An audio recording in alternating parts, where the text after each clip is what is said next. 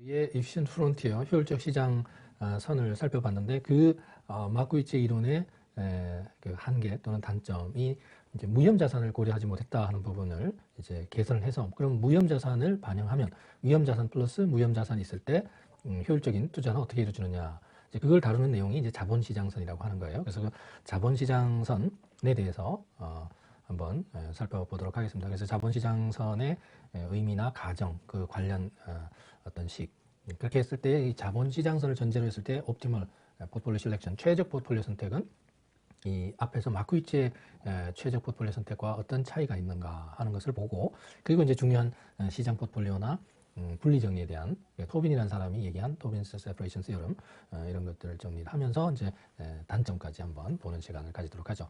그래서 이 자본시장선이라고 하는 것의 기본적인 컨셉은 우리가 지난 시간에 보셨던 마르코비츠의 이피션트 프론티어, 효율적 시장 가설에서의 효율적 시장을 전제로 했을 그 효율적인 프론티어를 어떻게 찾아내느냐, 그러니까 효율적인 포트폴리오의 셋이죠, 집합이죠. 그게 선이 되는 거니까 거기에서의 이제 고려하지 못했던 무형자산 한번 고려해보자. 그래서 시장에는 무형자산과 위험자산이 동시에 있다.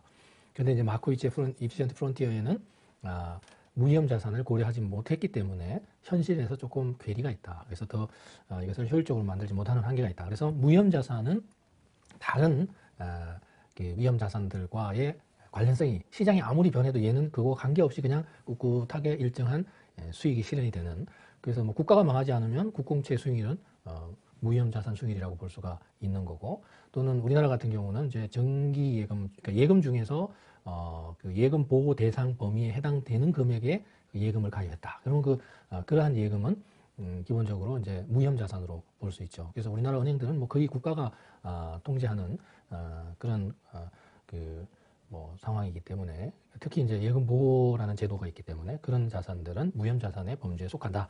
그래서 이제 이와 같이 무형자산이 존재할 때 과연 efficient 포트폴리오는 어떻게 구성이 되고, 그랬을 때 무형자산을 포함시킨 new efficient frontier, 새로운 효율적 선은 어떻게 만들어지느냐 하는 것을 보고, 거기에서 이제 최적 optimal portfolio selection, 최적의 효율적인 포트폴리오 하나를 선택하는 그 과정을 다시 볼 수 있다는 거죠. 결국 이제 무형자산과 위험자산이 완전 대체제의 성격을 갖는다. 그러니까 위험자산에 투자할 거냐, 아니면 예금 같은 걸 해서 또는 국공채에 투자를 해서 위험 부담을 안 할 거냐, 그래서 어디에 몇 프로 할 거냐, 이런 것들을 선택을 하게 되는데, 그래서 이제 동일한 기대수익 하에서 가장 적은 위험을 가져다 주는 투자기회선, 그래서 그런 걸 통해서 이제 어떤 선형 결합을 만들어낼 수 있고, 마찬가지로 이러한 그 가장 높은 선형 결합을 기대 수익률이 높은 선형 결합을 만들어낼 수 있고, 또 같은 그 위험 하에서 그러니까 기대 수익률이 같다면 위험은 적고, 위험이 같다면 기대 수익률은 높은 그런 포트폴리오를 선택하는, 소위 말하는 최소 분산 지배 원리를 적용할 수 있다. 그렇게 되면 가장 높은 선형 결합, 리니어 컴비네이션을 우리가 찾아낼 수 있다, 이런 얘기인데, 이거는 이제 우리가 MVDP라고 해서 앞에서도 마르코비츠 이피션트 프론티어 얘기할 때도 나왔었죠. 미니멈 베리언스 다미넌스 프린시플. 이왕이면 위험은 적고 같은 기대 수익률 하에서는, 그다음에 이왕이면 동일한 위험 하에서는 기대 수익률은 높고, 이런 기준이 MVDP 최소 분산 지배 원리다, 이런 얘기를 했고요. 그래서 이제 무형 자산을 고려할 때의 새로운 뉴 이피션트 프론티어를 이렇게 찾아내는 과정을 이제 그림을 통해서 한번 보면 더 수월하게 알 수 있을 거예요. 그래서 그 과정을 이제 우리가 통해서 얻어지는 것, 그것을 자본시장선이라고 한다. 시장에는 무형자산과 위험자산 다 합치면 그게 바로 총 자본이 되는 거 아니냐. 그래서 캐피털, 마켓, 시장 전체의 자본 총량이라고 볼 수 있다는 얘기예요. 그래서 이제 여러분들 그냥 위험자산이니까 주식 이것만 생각하는 게 아니라, 위험자산은 가격이 변하는 자산들은 전부 다 위험자산이에요. 상장 안 된, 예를 들어서 뭐 분필, 볼펜, 만년필, 안경, 뭐 이런 옷, 이런 것도 가격은 변하잖아요. 딱 픽스되어 있는 게 아니죠. 뭐 1년, 2년, 3년 계속 그런 게 아니라 때때로 가격은 할인도 하고, 또 인플레이션 반영해서 오르기도 하고, 이렇게 가격이 변하는 것은 우리가 리스키 에셋, 위험자산이라고 한다. 이렇게 보면 그러한 위험자산과 시장에 있는 모든 자산들은 다 그 무위험자산 아니면 위험자산이라고 할 수 있죠. 그죠? 그런 의미에서 이 명칭이 그렇게 붙여진 거다. 자본시장선이라는 말이 나온 거다 하는 것을 뒤에서 다시 한번 확인할 수가 있고요. 그래서 이러한 자본시장선의 가정은 우리가 마르코비츠의 효율적 시장을 efficient frontier, 효율적인 프론티어를 설명할 때, 살펴볼 때 했던 가정과 거의 대부분은 같습니다. 다만 무위험자산, 투자 선택 가능한 자산의 범주에 무위험자산이 들어가느냐, 들어가지 않느냐. 마크 웨지는 들어가지 않았고 포함시키지 않았고 여기서는 포함시킨다. 그 차이만 있다 이렇게 보셔도 돼요. 그래서 1번에 투자 수익, 투자자의 수익률은 확률 분포를 고려해서 의사결정하고 미래 수익률이나 위험은 기대 수익률 또는 표준 편차로 계량화해서 측정을 한다. 그래서 계량화된 기대 수익률과 표준 편차를 의사결정. 기대 수익률이 높고 표준 편차는 낮고 이렇게 하는 의사결정을 할 거다. 이게 바로 MVDP, Minimum Variance Dominance Principle, 최소 분산 지배 원리를 적용한다는 거고요. 주식 선택의 경우 이 내용이 이제 그대로 여기에 반영이 되는 거고, Mean Variance Theorem, 자산 수익률의 분포가 정규 분포이거나 투자자의 효용 함수가 2차형이면, 그러니까 Normal Distribution이나 또는 Quadratic Utility Function이면 개별 투자자들의 기대 효용은 이때 지난 시간에 제가 얘기하기를 둘 중에 하나만 종족하면 된다고 했죠. 자산 수익률의 분포가 정규 분포이거나 이거가 아니고요. 이거나 투자자의 효용 함수가 2차형이면 개별 투자자들의 기대 효용은 그 미래에 느끼게 될 그런 효용, 만족감 이런 것들은 평균과 분산, 그러니까 이 기대 수익률과 표준 편차만 가지고도 표현할 수 있다. 그 두 개만 있어도 사람이 얼마나 만족을 느끼느냐를 측정할 수 있다는 게 Mean Variance Theorem의 기본 의미입니다. 그래서 그거 아주 중요하게 설명을 드린 적이 있고요. 투자자들이 동질적인 미래 기대를 가진다. Homogeneous Expectation, 미래에 대해서 사람마다 어떤 A라는 주식에 대해서 어떤 사람은 수익률이 높다 그러고 어떤 사람은 낮다 그러고 이렇게 하면은 위험은 크다 그러고 작다 그러고 이렇게 하면은 이 헤테로지니어스, 이질적인 기대를 가지는데 그렇게 하면 한 자산에 대해서 설명할 수가 없어요. 그래서 대부분은 과거 봤더니 이러한 자산은 이런 시기에 뭐 대통령 임기 뭐 아니면 경기가 어떻게 될 때 통상적으로 뭐 인플레이션 얼마고 환율이 얼마고 뭐 GDP 성장률이 얼마고 이런 거 다 따져볼 때 또는 그 기업의 영업이익이나 뭐 이런 재무구조 부채 비율이나 이런 거 다 따져볼 때 통상적으로 이 정도의 기대 수익률, 이 정도의 위험을 가졌다. 이런 게 거의 투자자가 누가 되더라도 같은 기대를 가지게 되는 그런 경우를 이제 호모지니어스, 동질적인 미래 기대를 가진다. 이렇게 가정을 해야 이 논문을 또는 이론을 전개하기가 수월해진다는 거죠. 자, 그런 의미의 함축적인 의미고, 역시 마찬가지 이런 가정들은 제일 중요한 이제 차이가 나는 게 이 부분이죠. 마크위치의 1952년도 논문에서 얘기했던 포트폴리오 실렉션이라는 저널 파이낸스라는 학술지에 실렸던 내용의 차이점은 무위험 자산을 고려했다는 게 여기서의 차이다 이런 얘기예요. 그래서 마크위치는 이걸 무위험 자산, 주식만 가지고 위험 자산만 가지고 위험 자산 중에서도 주식 같은 것들을 중심으로 설명할 수 있도록, 물론 일반 위험 자산도 일반화는 가능하죠. 그렇게 이제 설명한 모형이고요. 그 다음에 이제 여기서 그래서 무위험 자산을 추가한 게 자본시장선의 하나의 큰 특징이다. 완전 자본시장은 뭐 11가지, 뭐 10개가 넘는 가정을 담고 있다 그랬잖아요. 시장에 세금도 없고 거래비용도 없고 인플레이션도 없고 이자율 변화도 없고 차입 이자율과 대출 이자율도 다르지 않고 무제한 무위험 이자율로 차입할 수도 있고 무제한 공매도 가능하고 사람들은 시장에서 누구나 다 그 자산을 주식을 팔고자 하면 언제든지 팔 수 있는 마켓빌리티, 디비저빌리티 굉장히 잘게 쪼개서도 거래 가능하다. 0.0001원 단위로도 거래 가능하다. 분할 가능성, 시장성, 마켓빌리티와 디비저빌리티 이런 거 다 있고 사람들은 누구나 다 프라이스 테이크다. 가격을 수용하는 자들만 있고 프라이스 메이커, 가격을 조작하는 사람들은 없다고 가정을 한다. 그리고 마지막 가정에 정보는 신속, 정확, 충분히 무비용으로 이용이 가능하다. 이러한 엄청나게 많은 가정, 그 암묵적인 내용을 담고 있는 가정이 완전 자본시장이라는 가정이에요. 퍼펙트 캡ιτal 마켓. 시장이 완전하면 세금도 없고 거래비용도 없고 뭐 이런 마찰적인 요소가 없다라는 걸 가정을 하고 있고요.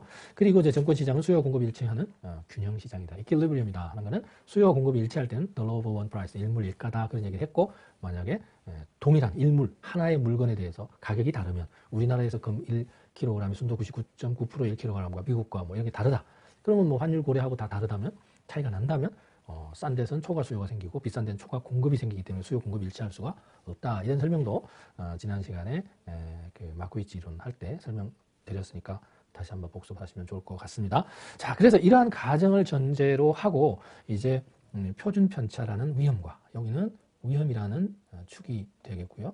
그리고 여기는 기대 수익률이라고 하는 expected rate of return of portfolio, 포트폴리오의 기대 수익률이라는 것을 우리가 반영을 하면, 감안하면 가로 세로 2차원 평면에서 이제 이렇게 나온 거는 위험 자산의 마코비치의 efficient frontier였잖아요. 요거는 상관계수를 이용해서 상관계수 1이냐 마이너스 1이냐 요것만 빼면 요거는 극단적인 예이고, 일반적인 경우는 그 1과 마이너스 1 사이에 있는데, 그럴 때는 이런 곡선 관계로 이렇게 다 피팅이 되고 거기에 투자 비율을 조정하면 점으로 다 포트폴리오를 구성을 할 수 있다. 그래서 다양한 무수히 많은 포트폴리오 집합을 우리가 만들어낼 수가 있고, 그러한 포트폴리오 집합들 내에서 이제 가장 위쪽에 요렇게 어퍼 바운드, 그죠? 요렇게 밑에까지 다 하면은 이제 위험이 같은 기대 수익률 하에서 위험이 가장 적은 거고, 그 두 개 중에서 요 중에서는 요거보다 위에 게 수익률이 더 크니까 최소 분산 지배 원리를 적용을 하면 이왕이면 수익률은 높고 이왕이면 위험은 낮은 가장 이피션트한 게 이렇게 맨 위에 있는 이렇게 경계선, 이피션트 프론티어, 마크위츠가 얘기한 거죠. 이게 위험 자산의 경우만 그렇다면 무위험 자산이라고 하는 RF가 도입되면 리스크 프리라고 해서 RF예요. 무위험 자산, 국공채나 정기예금, 이자율 같은 게 여기에 해당이 되고, 그러면은 여기다가 예금할 거냐 아니면은 여기다가 주식 투자할 거냐, 이렇게 결합하고 이렇게 결합하고 이렇게 결합하고 이렇게 선형 결합이 가능하다. 두 점 간의 선형 결합이 가능한데 이 위에 있는 파란색 선상에, 굵은 파란색 선상에, 저기 빨갛게 해서 이제 빨갛게 됐는데 이 굵은 선 상에 있는 것과 이게 가장 지배 원리에서 좋은 거니까 효율적인 거잖아요.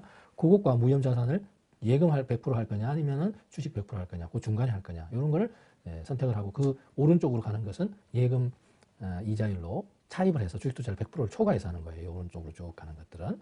자, 그렇게 해서 이제 선택이 가능한데, 여기서도 MVDP, Minimum Variance Dominance Principle, 최소 분산 지배 원리를 적용하면 이러한 여러 가지 결합이 가능한데, 맨 위에 선이 밑에 있는 나머지보다 더 효율적이잖아요. 이왕이면 기대 수익률은 높고, 그죠? 그 다음에 이왕이면 위험은 제일 작은 맨 왼쪽에 있는 선이 New Efficient Frontier다. 새로운 경계선이 된다는 얘기예요. 그래서 이제 이러한 경우를 보면 우리가 수평으로 봤을 때 이 가장 효율적인 선을 새롭게 이제 뽑아봤더니 이 왼쪽은 더 이상 위험을 줄일 수 없는 위험. 여기까지는 더 못 줄이지만, 그러면 이쪽으로는 기대 수익률은 같은데 여기 있는 무수히 많은 점들 중에 직선 상에 있는 이런 포트폴리오들과 맨 왼쪽에 있는 포트폴리오, 또 이 직선 두 번째 수평선 상에서 여기에 있는 자본시장 선 상에 있는 점과 포트폴리오와 이 오른쪽으로 가면 나타나는 이 선 상에 있는 포트폴리오들의 차이는 기대 수익률은 같은데 뭐만 다르다? 위험만 여기 가로축에 있는 표준 편차라는 총 위험의 양은 오른쪽으로 가면 갈수록 커지죠. 그 차이는 뭐냐? 효율적인 프론티어가, 포트폴리오가 아니기 때문에 그렇다. 그러면 효율적으로 분산 투자를 잘하면 이 개별 기업 간의 위험들은 줄일 수 있고, 더 이상 못 줄이는 위험이 여기 왼쪽에 남아 있는데 이게 바로 시스템 전체 위험, 국가 전체 위험, 그죠? 시장 전체가 다운할 위험, 이런 것들은 시스템과 관련되는 위험이다. 그래서 시스테매틱 리스크, 위험을 더 못 줄이는 위험이다. 이쪽 오른쪽의 위험들은 점점 분산 투자를 잘못해가지고 위험이 늘어나죠. 오른쪽으로 가면 갈수록. 그런 건 시스템과 관련이 없는 unsystematic risk다. 그래서 비체계적 위험이다 하는 것도, 우리가 체계적 위험, 비체계적 위험도 지난 시간에 봤던 거고요. 자, 이렇게 해서 이제 새로운 프론티어, 새로운 경계에서 이게 효율적이다, 새로운 이피션트 프론티어가 나온 거다. 그거를 이제 자본시장선이라고 하는데, 그 자본시장선의 이제 포트폴리오 선택은 개인들은 어떻게 선택을 하느냐를 한번 봤더니, 개인들은 이제 직선이 새로운 게 하나 만들어졌고, 우리가 지난 시간에 배운 것 중에 사람들의 효용 함수는 무차별 곡선으로 나타낼 수가 있는데, 이 무차별 곡선은 밑에서 위로 올라갈수록 뭐다? 효용이 커진다. 왜냐하면은 같은 위험 하에서는 위에 게 왼쪽 위가 기대 수익이 더 높고, 수평으로 보면 같은 기대 수익 하에서는 왼쪽 것이 더, 왼쪽의 무차별 곡선이 위험이 더 적으니까 이렇게 적고 기대 수익이 높고, 그러니까 요 사이에 많은 어떤 이 무차별 곡선에 의해서 사람들이 여기서 포트폴리오 선택할 거야, 여기서 선택할 거야, 이렇게 비교를 해보면 첫 번째 사람은 여기 접하는 점, 두 번째 사람도 접하는 점이 효용이 가장 높은 점에서 선택을 하고, 그 위로 올라가면은 선택할 수 있는 게 없잖아요, 그죠? 선택할 수 있는 것들 중에서는 접하는 접점이 가장 최적이다, 이렇게 얘기를 할 수 있는 거예요. 그래서 이때를 봤더니 이게 특징이 있더라. 사람들이 무차별 곡선의 모양에 따라서 어떤 사람은 여기에 P라는 점에서 옵티멀 포트폴리오, 최적 포트폴리오를 선택을 하고, 또 어떤 사람은 Q라는 점에서 최적 포트폴리오를 선택을 하는데, 이 차이는 뭐냐? 그러니까 포트폴리오를 선택할 수 있는 유형은 크게 네 가지가 나올 수 있다. 그러니까 크게 나누면 두 가지고 네 경우가 있을 수 있는데, 첫 번째는 여기 무위험 자산만 투자하는 경우, 1번 요거고요. 다시 말해서 예금하고 주식 투자는 하나도 안 해요, 이런 사람이 있을 수 있고, 두 번째는 여기 M, 여기는 주식 투자만 100% 하는 사람이 여기에 있을 수 있죠, 그죠? 그래서 1번과 2번 극단적으로 예금 하나도 안 하고 돈만 생기면 다 주식 투자만 하는 사람이 있고, 그게 2번이고요. 그 다음에 주식 투자 하나도 안 하고 예금만 또는 국공채만, 안전한 자산에만 투자하는 사람이 1번인 경우라고 한다면, 현실에서는 이걸 조금씩 안분을 해서 주식 투자도 좀 하고 예금도 하고, 이게 가장 무난한 일반적인 경우라고 본다면 그게 바로 여기 3번 P점이 되겠죠, 그죠? 그래서 요 사이에 있는 사람들은 예금도 하고 주식 투자도 하니까 자기가 가진 돈의 100%를 주식 투자하는 게 아니라 저축을 하는 사람이니까 이거 뭐다? 저축형 투자자라고 하는 거예요. 근데 여기 Q와 같은 이 2번 오른쪽에 있는 경우에는 이런 경우는 100%가 여기인데 2번이 여기 M 자리가 100% 주식 투자를 100% 하는 경우인데 그럼 오른쪽은 뭐냐? 100%를 초과해서 하는 거야. 뭐로? 무위험 이자율로 1번에 해당되는 무위험 이자율로 차입을 해서 돈을 빌려서 주식 투자를 150%, 200%, 300% 뭐 이렇게 하는 사람들이 이쪽에 해당이 된다. 따라서 이러한 타입을 뭐 한다? 돈을 빌려서 주식 투자하는 사람이라고 해서 바로잉 타입, 차입형이다. 그래서 여기는 왼쪽은 랜딩, 저축하는, 세이빙 형태고 이쪽은 오른쪽은 돈을 빌려서 차입하는 그런 경우에 해당이 된다. 그래서 크게 나누면 저축형이냐 차입형이냐, 저축을 100% 하느냐 일부만 하느냐에 해당이 되는 게 1번과 3번이고 그 다음에 차입형 여기는 2번과 4번은 주식 투자를 일단 100% 이상 한다. 100% 포함해서 그 이상을 한다는 것을 우리가 얘기를 할 수가 있어요. 그래서 여기 다 보니까 1, 2, 3, 4 중에 어느 하나의 선택을 하는 게 일반인들이라는 거죠. 뭐 그냥 물론 장롱에 넣어놓고 저축도 안 하고 주식 투자도 안 하고 이럴 수도 있지만 그거는 논리적인 경우에서 여기서는 빼고요. 그렇게 보면 주식 투자냐 아니면 예금이냐 또는 국공채냐 이렇게 나눠 본다면 네 가지 타입 중에 하나의 경우가 일반적으로 될 텐데 자 그렇게 보면 여기 무위험 자산 1번에 예금만 하거나 국공채 투자하는 이 경우를 빼고 나머지의 경우를 보면 다시 말해서 주식 투자나 위험 자산 투자를 기본적으로 하면 그 위험 자산에 투자할 때 그 위험 자산 포트폴리오 중에 이게 이피션트한 거니까 효율적인 포트폴리오 중에 하나를 선택한 거잖아요. 그러니까 효율적인 게 이 곡선 마코비치 이피션트 프론티어, 마코비치의 이피션트 프론티어의 이 각각의 점이 이피션트한 포트폴리오란 말이죠. 근데 그 이피션트한 포트폴리오 중에 나머지는 선택을 하나도 안 하고 요 M만 하더라는 거예요. M에 100% 하느냐, 100% 미만 하느냐, 아니면 100% 초과해 하느냐, 100% 미만, 100% 초과 요 차이만 있을 뿐이지 포트폴리오는 오로지 M만 하더라는 거예요. 그 얘기는 무슨 얘기냐면 M이라는 포트폴리오는 만약에 어떤 사람들이 주식 투자를 하는데 M만 투자를 하니까 시장에 존재하는 위험자산, 주식 같은 것들 중에서 M에 포함이 안 돼 있다면 수요가 있을까요? 없을까요? 아무도 안 사는 주식이 되죠. 그런 주식은 존재할 수가 없어요. 역으로 얘기를 하면 이 M이라는 포트폴리오만 선택을 하니까 시장에 존재하는 모든 위험자산은 어디에 들어가 있다? 여기에 M 포트폴리오 안에 들어가게 됩니다.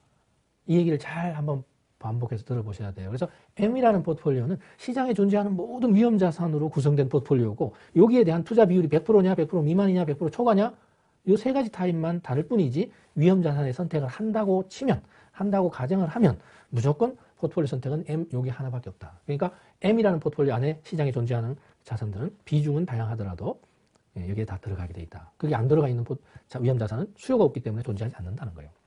그러니까 시장에 존재하는 모든 위험자산이 여기에 포함이 되니 이러한 포트폴리오 이름을 뭐라고 하는 게 좋겠냐? 시장 포트폴리오라고 하는 게 좋겠다. 그래서 이름 자체가 바로 시장, 마켓 포트폴리오라는 이름이 붙게 된 겁니다. 그래서 이 시장 포트폴리오는 방금 그 본 것처럼 이게 이 무위험 자산 수익률에서 마코비치 이피션트 프론티어의 그 접선의 접점이 시장 포트폴리오라고 하는 거예요. 그래서 마코비치 이피션트 프론티어와 무위험 자산에 접하는 접선의 접점이 시장 포트폴리오고 거기에 100% 투자하느냐, 100% 미만으로 하느냐, 초과해서 하느냐의 차이에 따라서 위험 자산의 투자 비율이 달라지는 그런 투자 선택을 일반적으로 하게 된다. 자, 그러면 여기 M이라는 것은 시장 포트폴리오이고 그래서 그게 M 시장 포트폴리오라고 할 때 그 시장에 M을 따서 그냥 M이라고 일반적으로 교과서에서 이론적으로 얘기할 때 대부분 이렇게 씁니다.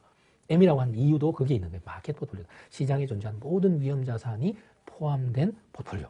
자, 그런데 여기에 100% 하느냐, 100% 미만 하느냐, 초과하느냐, 아니면 무위험 자산 하느냐 이런 얘기니까 여기 시장에 있는 모든 위험 자산이 다 반영된 이 포트폴리오 M과 무위험 자산의 결합으로 나타낸 이 선형선은 시장에 존재하는 무슨 자산? 모든 자산이 이 선상에 다 나타나게 돼요. 그래서 이 선의 명칭을 바로 시장에 존재하는 무위험 자산, 위험 자산 다 합치면 그게 바로 시장의 총 자본이 되잖아요. 그래서 이름을 자본시장선 이렇게 붙이게 된 겁니다. 캐피털 마켓 라인 이렇게 CML이라고 줄여서 많이 쓰고 자본시장선 이렇게 읽기도 합니다. 자, 그거 잘 기억을 하시면 되겠고요. 자, 그래서 이와 같이 이제 자본시장선을 우리가 앞으로 다시 한번 돌아가 보면 계속 이게 시장 포트폴리오 왜 M이라고 썼는지를 다시 확인할 수가 있겠죠, 그죠? 그렇게 해서 처음부터 이게 M이라고 계속 썼는데 그 이유는 바로 이렇게 위험 자산들이 존재하는 것 중에는 전부 다 시장 포트폴리오 안에 포함이 돼야 된다. 그 얘기를 이제 우리가 할 수가 있다. 그래서 시장 포트폴리오 정의, 개념, 이걸 잘 아셔야 되고, 만약에 이제 재무관리에서는 이건 본론에서 좀 길게 자세히 다루는 거고, 여기서는 이제 결론 중심으로, 이렇게 중요한 맥락 중심으로 설명을 드리는 거고요. 왜냐면 거기는 수식 전개 과정도 보고 그러니까. 그랬을 때 이러한 자본시장 선도 하나의 직선의 방정식이고, 방금 얘기했던 시장 포트폴리오 정의는 뭐예요? 시장에, 제가 말씀드리는 게 맞는지 한번 보세요. 시장에 존재하는 모든 자산으로 구성된 포트폴리오가 시장이다 라고 하면 틀린 말이에요. 방금 얘기했는데도 뭐가 틀린지 한번 보세요. 시장에 존재하는 모든 다음에 나오는 단어가 모든 자산 이러면 안 되고 모든 위험 자산, 리스키 스테이트, 무위험 자산 빼고 여기 위험 자산만 전부 다 포함이 되어 있는 시장에 존재하는 모든 위험 자산으로 구성된 포트폴리오, 그게 시장 포트폴리오이고 시장에 존재하는 모든 자산 이러면 무위험 자산을 포함을 한 거기 때문에 시장 포트폴리오를 제대로 설명하는 게 아니에요. 그 한 단어 차이로 정확하게 알고 있느냐 모르느냐를 확인할 수 있어요. 그래서 굉장히 중요한 그 의미를 해석할 수가 있고요. 자, 그랬을 때 직선의 방정식은 쉽죠. 그죠? 우리가 앞에서도 그런 경우 있었죠. 그래서 가로축이 x고 세로축이 y고 직선의 방정식이다. 그럼 여기 절편이고 기울기 b다. 그러면 이 직선의 방정식은 y는 a 플러스 bx. 요거는 우리가 어릴 때부터 배웠잖아요. 그죠? 그래서 직선의 방정식은 절편 플러스 기울기 곱하기 x 이렇게 되니까 이거 직선의 방정식 ERP는 절편 RF고 플러스 기울기 곱하기 X가 요게 시그마 P고 기울기는 가로가 얼마 변할 때 세로가 얼마 변해요 이거잖아요. 그래서 가로가 이만큼 변할 때 세로가 이만큼 변한다 라는 거니까 여기 가로 요만큼 요 자리에 시그마 M이라고 쓰면 되는 거잖아요. 시그마 M 분의 여기서 세로의 변화량은 여기서는 ERM 이렇게 되겠죠. 그죠? 요거의 차이 ERM 마이너스 RF 이렇게 구해진 거예요. 그게 다음 페이지에 있는 자본시장선의 식이 이렇게 나온 겁니다. 이렇게. 물론 이거는 이제 우리가 논문이나 실제로 이게 도출되는 과정은 그림으로 도출한 게 아니고 수학적으로 증명해서 도출한 건데 의미상으로도 저렇게도 우리가 배운 대로도 설명이 가능하다 이런 얘기예요. 그래서 이게 위험자산의 포트폴리오의 수익률은 무위험자산 수익률에다가 요만큼 더 더한 거야 이런 얘기예요. 그게 바로 리스크 프리미엄. 무위험 수익률보다 시장 포트폴리오 위험 있는 거 다 모아놨으니까 수익률이 더 높아야죠. 그죠? 주식 투자했는데 예금보다 이자가 수익률이 안 높다. 그럼 누가 주식 투자 하겠어요? 그죠? 평균적으로는 여기 expected라는 것은 평균에 해당이 되는 미래 확률적인 자료의 경우에 사용하는 거니까 평균적으로 기대되기를 예상되기를 얼마다라고 하는 거잖아요. 그러니까 이게 플러스란 말이에요, 일반적으로. 근데 그게 위험이 있는 거니까 위험 한 단위당 분수를 쓰는 거는 분모가 1일 때 분자가 얼마냐 이게 분수의 기본적인 어떤 목적이잖아요. 그러니까 비교 표준화를 시켜서 보겠다는 거예요. 표준화를 시켜서. 그런 의미로 우리가 보통 10분의 1, 5분의 1, 2분의 1 이거는 뭐라고 그래요? 0.1이고 이건 0.2고 이건 0.5 이렇게 하잖아요. 그 이유가 뭐예요? 분수를 써서 분모가 1이면 0.1이고 분모가 1이면 0.2고 분모가 1이면 0.5고 이런 뜻이잖아요. 그러니까 그래서 여기는 분모가 1일 때 이거의 결국에는 분수식의 값은 위험 한 단위일 때의 리스크 프리미엄 얼마냐 이런 얘기예요. 거기다가 위험이 많아지면 그거만큼 배수만큼 프리미엄을 더 줘야지 이런 얘기예요. 그래서 그 의미를 담는 게 바로 시장에 위험이 있는 게 없는 것보다 얼마만큼 요 차이만큼 더 보상이다.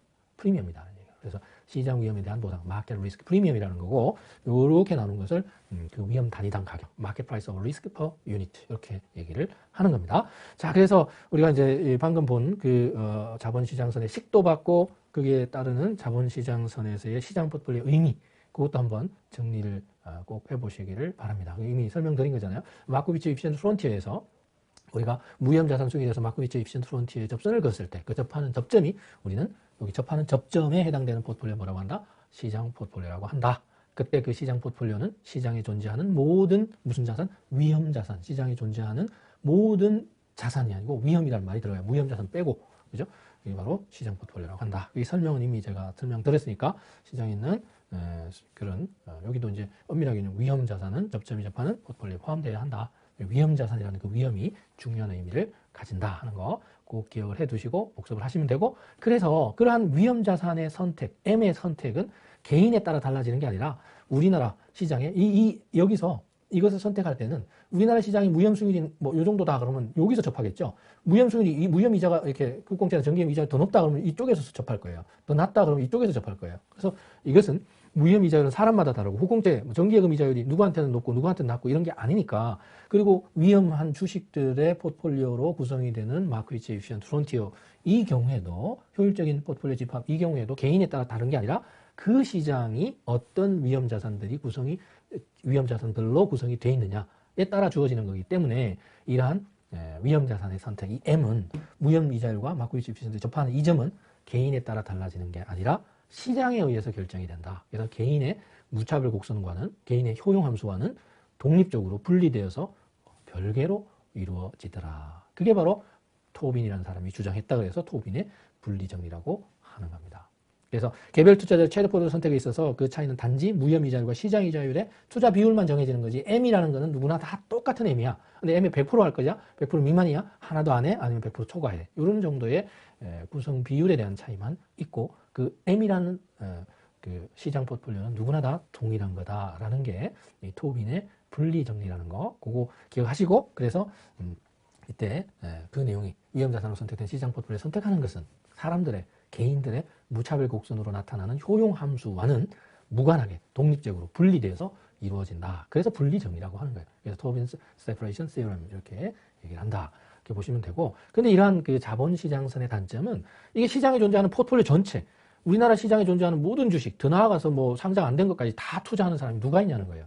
그죠? 그래서 시장에 존재하는 모든 위험 자산으로 구성된 시장 포트폴리오를 선택한다는 것 자체가 현실적으로는 굉장히 어렵고 거의 불가능에 가까운 거다. 그래서 이런 시장에 존재하는 개별 정권, 이게 정권 하나하나를 설명하고 싶은데 A라는 주식의 균형 수익률이 얼마야? 이걸 알고 싶은데 포트폴리오만 알려주니까 그래서 이것을 개별 정권 단위로 알 수 있는 방법이 없겠느냐 하는 걸 이제 찾아보게 되는데 자본시장에서는 포트폴리오의 효율적인, 그것도 효율적인 포트폴리오만 설명하는 모형이기 때문에 한계가 있다. 그게 단점이다라는 얘기예요.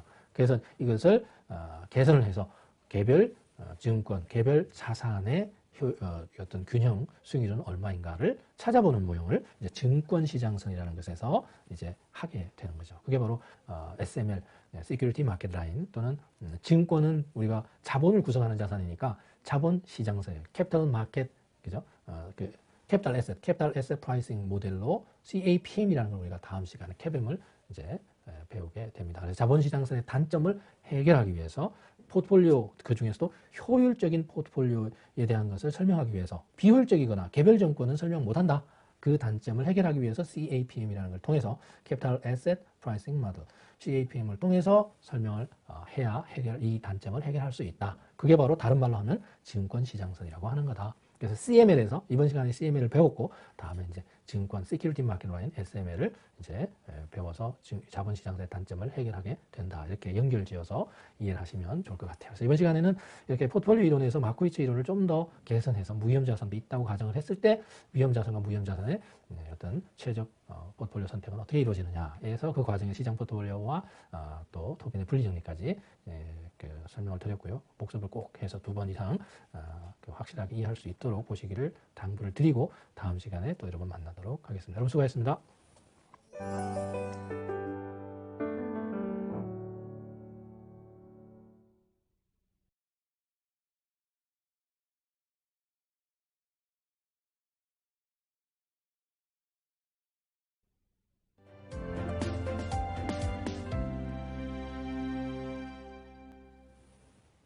네, 안녕하십니까. 지난 시간에 우리가 자본시장선을 살펴볼 때 내용이 조금 그 수식도 나오고 하니까 그냥 한번 슬쩍 봐서 알면 좋겠는데 그래도 순간은 이해했더라도 그 지나고 나서 기억이 나려면 복습을 꼭 해야 된다는 말씀을 다시 한번 말씀드리고 시작을 하도록 하죠. 이번 시간 강의를.